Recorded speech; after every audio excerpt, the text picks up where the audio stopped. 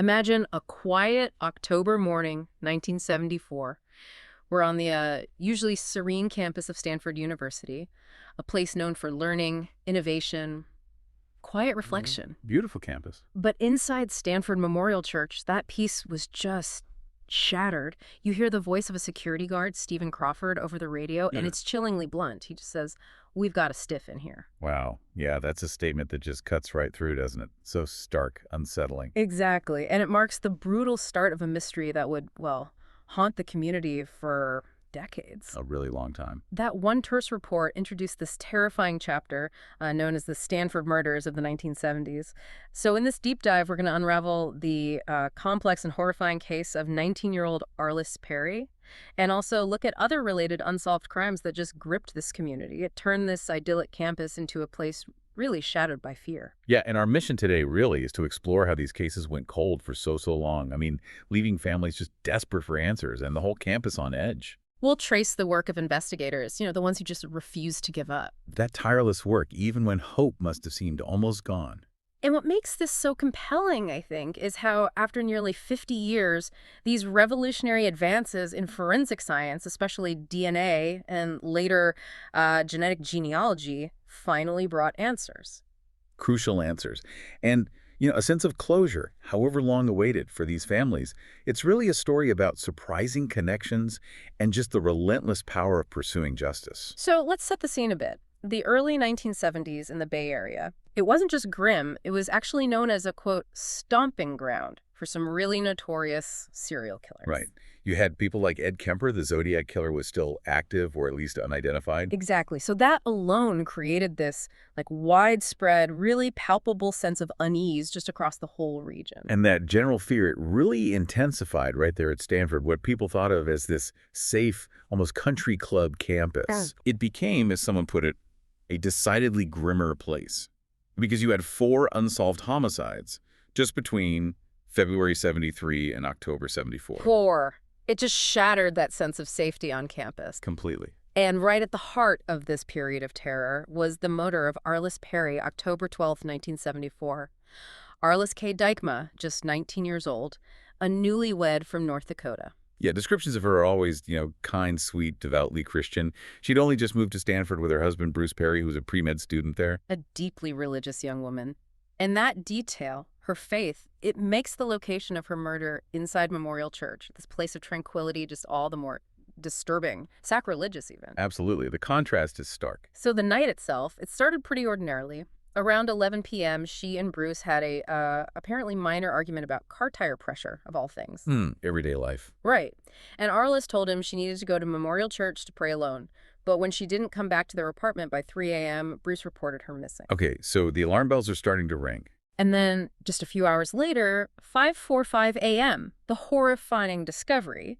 Stephen Crawford, that Stanford security guard who is actually a former campus police officer, he's the one who finds her body. And makes that incredibly blunt radio call we started with. Yeah, we got a stiff in here. The crime scene itself was, well, truly gruesome. It disturbed even seasoned investigators. Arlis was found face up near the altar in the church's east transept. Okay. She was nude from the waist down. Her jeans were deliberately arranged in a diamond pattern on her shins. That's specific. Very ritualistic seeming. It gets worse. A 3-foot altar candle was inserted in her vagina, and another one was placed between her breasts under her ripped bra. She'd been beaten, strangled. Thank God. And the fatal blow was an ice pick lodged in the back of her head behind her left ear. An ice pick. Just brutal. Right. And so symbolic, the candles, the placement. It's no wonder the immediate thoughts were about rituals. Exactly. The nature of the crime immediately sparked rumors of, satanic rituals or some kind of sexual psychopathic killing. Understandable speculation, given the scene. Yeah. But from a forensic standpoint, what could they actually collect back then in 74? Yeah. Technology was limited. Right, very limited. But they did find key evidence. There was semen on a kneeling pillow near her body. Okay. And a partial palm print on one of those altar candles. But linking that semen or that partial print to someone in 1974, that's a huge challenge. And a massive challenge. The technology just wasn't there yet. Bruce Perry, her husband, he was initially the prime suspect. Naturally. The spouse is often looked at first. Plus, he was apparently found covered in blood. Covered in blood. How did he explain that? He said it was from nosebleeds brought on by the anxiety and stress of the situation. Okay. Plausible, maybe, under extreme stress. And he passed a polygraph test, which, police relied on pretty heavily back then. Right, though we now know polygraphs aren't foolproof, more of an investigative aid. But crucially, neither his DNA, well, what they could eventually test decades later, nor his palm print matched the crime scene evidence. So he was eventually ruled out. Okay, so not Bruce. Who else was on their radar? You mentioned the security guard Crawford found the body. Were there issues with his story? That's a really critical point. Yes, Crawford's account did have holes in it. He initially said he locked up the church at midnight, checked it again at 2 a.m. But his timeline apparently had inconsistencies. And later, he claimed a west side door had been forced, but forced from the inside. From the inside? That's odd. Suggests maybe someone was locked in or trying to stage a break-in after the fact. Exactly. So there was suspicion around him, definitely.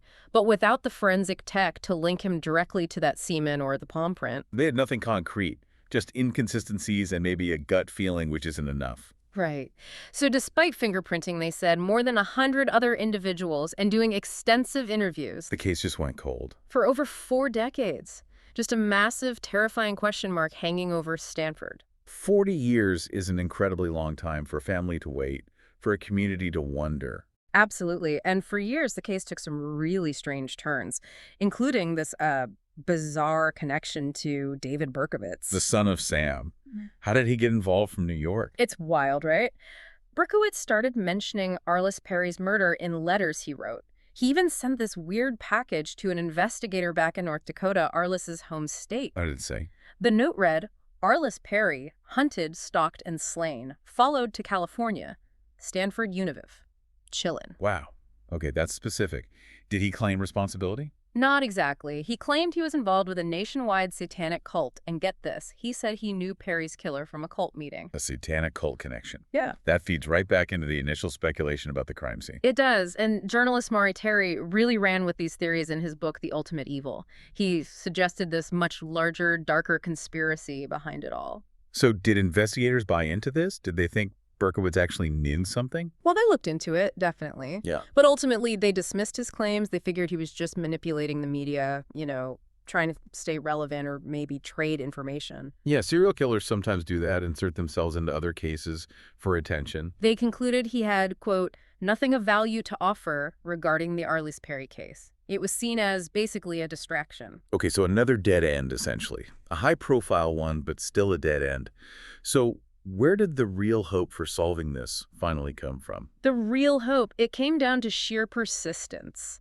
The Santa Clara County Sheriff's Office, they just never truly closed the Arlis Perry case file. Kept it active, even if cold. Exactly. Cold case detectives would routinely review it. You hear stories like Lieutenant Rick Alanis, who apparently carried Arlis Perry's photo with him for years. Wow, that's dedication. A personal reminder. It really is. And that dedication, combined with the relentless march of science, that's what finally cracked it. The breakthrough came between 2016 and 2018. Okay, so much later. What happened then? DNA testing had become exponentially more powerful by then, so investigators went back to the stored evidence, realizing they had tools now that were unimaginable in '74. Re-examining old evidence with new eyes, new tech. And they found something critical. During this re-examination, they realized some pants that had been labeled as Arlis Perry's actually belonged to her husband, Bruce. Oh, a labeling error from decades ago. Seems like it. So they located Arlis's actual pants, which had also been stored, and sent those for reanalysis in 2016. Okay, meticulous work paying off. Correcting an old mistake. And that's when the truth finally came out. The DNA from the semen found on Arlis's actual pants. It got a definitive match. After all that time, who did it match? Stephen Crawford, the security guard. The man who found her body and made that call. No way. The guard who found her, his DNA was there all along. All along. Dormant on that evidence for over 40 years, the science finally gave the evidence its voice. That's incredible. Forensic science literally reaching back through time. So the confrontation finally happened. June 27, 2018. Detectives show up at Crawford's apartment in San Jose with a search warrant. Okay, this is it. As the deputies entered, they saw Crawford, he was 72 by then, holding a handgun. They backed away. Oh, no. And then they heard a single gunshot. Crawford had died by suicide, chose that rather than face arrest. Unbelievable. His last words were caught on body cam, weren't they? Chillingly. Why are you doing this to me? Wow. And inside his apartment, did they find anything connecting him? They found the book jacket cover for Maury Terry's book, The Ultimate Evil. The one about Berkowitz and the cults. Interesting. And with it, a suicide note. But the note was dated 2016. 2016, that's the year they started reinterrogating him, when they set the pants for reanalysis. Exactly. The note didn't explicitly mention Arlis's murder, but the timing, the book, it felt suggestive, like he knew they were closing in back then. It paints a picture of a man living with a secret for decades. What else came out about him? Well, there was his history at Stanford. He'd been demoted from a campus police officer to a security guard back in '72 after some kind of reapplication process. Apparently held deep resentment over that. Resentment towards Stanford. And he was later caught stealing from the university too, right? Yeah, valuables, even a blank diploma. Sheriff Laurie Smith confirmed, Crawford had always been a person of interest, never officially cleared. The DNA just finally provided that undeniable link. Still, it sounds like some original detectives had doubts. Found it hard to believe. Yeah, some apparently felt he just didn't have it in him for such brutality. Even with the DNA, it highlights that human struggle, right? Reconciling a monstrous act with the person you thought you knew or saw every day. Absolutely. The evidence points one way, but human perception struggles to catch up sometimes. But the DNA was irrefutable. His suicide felt like a final, silent confession. And as the community was processing this closure, it cast a new light on those other unsolved murders from the same era. Right, because Perry wasn't the only one. There were others. Exactly. Her case was solved, but it reminded everyone about the others that still haunted the area, like Leslie Perloff. Leslie Perloff, February 1973. She was 21, a recent grad, found strangled, sexually assaulted, up in the foothills above campus. Under an oak tree. And they found male DNA under her fingernails back then, but couldn't identify it. And Janet Taylor, March 1974, also 21, daughter of the Stanford athletic director, found strangled and assaulted alongside Sand Hill Road. Yeah, discovered by a milkman on his route. Horrifying. And we should also mention, while we're focusing on the solved cases, there's still David Levine, the physics student, stabbed near the library in September '73. That case is still actively being worked, still unsolved. That's important to remember. Science is powerful, but it hasn't solved everything yet. But for Leslie Perloff and Janet Taylor, another scientific revolution was about to provide answers. And this was forensic genetic genealogy, right? The FGG. Exactly. The game changer really gained prominence after it helped crack the Golden State Killer case in 2018. Can you explain briefly how that works? It's different from traditional DNA comparison. Right. It compares the crime scene DNA, like a DNA from under Leslie Perloff's fingernails, against profiles in public genetic genealogy databases. Like Ancestry.com or 23andMe, those types of sites, where people upload their own DNA for family history research. Exactly. Investigators look for distant relatives, second, third, fourth cousins who might be in these databases. Then they build family trees, working backwards and forwards through public records, trying to zero in on a potential suspect. It's incredibly powerful, using publicly shared data in a way it wasn't originally intended. There are privacy discussions around it, of course. Definitely. Stanford professor Noah Rosenberg mentioned that the scientific power versus the privacy concerns. But its effectiveness in solving cold cases is pretty undeniable. So how is it applied here to the Perloff case? Sergeant Noe Cortez, who was leading the reinvestigation into Leslie Perloff's murder, sent that decades-old fingernail DNA for genetic genealogy analysis, hoping for a lead. And did they get one? They did. The analysis pointed investigators towards one John Getrew. John Getrew. Did he have a Stanford connection? He did. He'd worked as a lab tech at Stanford around the time of the murders, and he lived nearby in Hayward. Suddenly, after decades, they had a name. Incredible. So how did they confirm it was him? Good old-fashioned police work combined with science. On Halloween 2018, investigators discreetly collected Getrew's DNA from a discarded coffee cup he'd used. The classic coffee cup surveillance. Yep. Sent it to the lab, and it was a match. Confirmed. The DNA under Leslie Perloff's fingernails from 1973 belonged to John Getrew. Wow. Arrested soon after. 11 days later. But then, another huge development. What was that? When they took Getrew's DNA upon arrest, standard procedure, they also compared it to evidence from the Janet Taylor murder case from 1974. It matched swabs taken from inside Janet Taylor's pants. So Getrew was linked to both murders? Yeah. Leslie Perloff and Janet Taylor. Bingo. Two of the four Stanford murders from that era, likely solved by identifying one man. The scientific connections were just undeniable. He was convicted for Taylor's murder in 2021, right? Yes, and then in 2023, 50 years after the crime, he pleaded guilty to Leslie Perloff's murder too. Justice, finally, through science. But Gertrude's story, it gets even darker when you look at his past, doesn't it? This wasn't the start of his violence. Not even close. It's truly disturbing. Back in 1963, when he was just 18 years old, he was convicted in Germany for the rape and murder of a 15-year-old girl named Margaret Williams. 18 years old. Oh. And convicted. What was his defense? His testimony was chilling. He said, quote, "I raped her, but it did not occur to me that I could have killed her. I just wanted to knock her out." Just knock her out. That shows such a disturbing lack of remorse or understanding of his actions even back then. A clear pattern emerging incredibly early, and it didn't stop.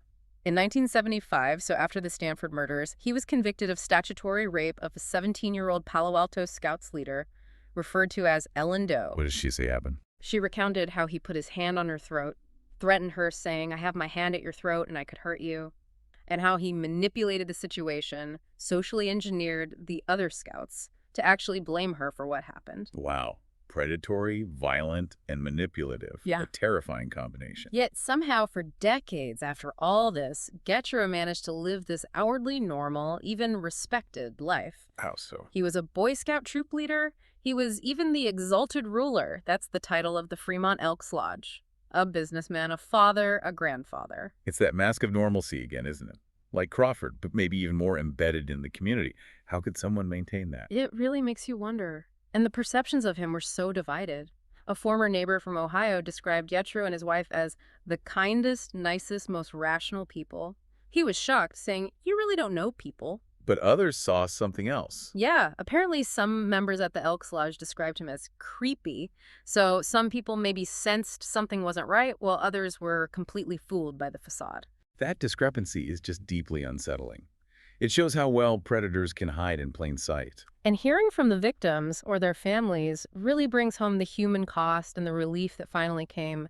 Leslie Perloff's sister, Diane. She advocated for her sister for decades, didn't she? Relentlessly. Always believed it was a serial killer. She talked about the trauma, remembering the scarf used in the murder was actually hers, and how she lived with this lasting fear of walking alone. Decades of fear and uncertainty, finally getting an answer. And what about Ellen Doe, the statutory rape victim from '75? Her reaction when she heard about his other murders was profound. She said it was like, "Oh my God, I was right." She described him as a scary, violent man because he hides it so well. That validation, after all those years of knowing his true nature when maybe others dismissed her or didn't believe the extent of it, that must have been powerful in a grim way. It really underscores the victim's perspective, their enduring insight, even when the justice system or society takes decades to catch up. It's truly remarkable looking back. Two distinct sets of horrifying cold cases from the '70s at Stanford. Cases that, for decades, seemed destined to remain complete mysteries. Yeah, and they were ultimately cracked. This deep dive really shows the incredible impact of, well, two things working together. That human perseverance, the investigators who wouldn't quit, and these revolutionary advances in science, DNA, then genetic genealogy. It brought justice, finally. It really does underscore a powerful truth, doesn't it? That even with the darkest acts and the longest passages of time, that combination, the investigators' commitment and the relentless progress of science, can pry open secrets. It changes what's possible for achieving justice. The ability of cold case units to just adapt to embrace these new technologies, it's transformative for victims and families. Absolutely. It shows that even when a trail seems stone cold for decades, breakthroughs can still emerge, sometimes from the tiniest fragments of evidence preserved long ago. So, this journey through the Stanford murders, it leaves us with a pretty provocative thought, I think. You have Stephen Crawford, you have John Getro. Both managed to lead seemingly normal, even respected lives for decades, all while harboring these incredibly dark secrets. Yeah, living double lives, essentially. So what does that tell us about, I don't know, the hidden aspects of human nature, the masks people wear, and maybe about the power of truth, how it can eventually surface, no matter how long it's buried, if the pursuit of justice is persistent enough? It's a profound question. And it makes you wonder, doesn't it? What other long dormant secrets are out there waiting for tomorrow's science to uncover? The pursuit continues.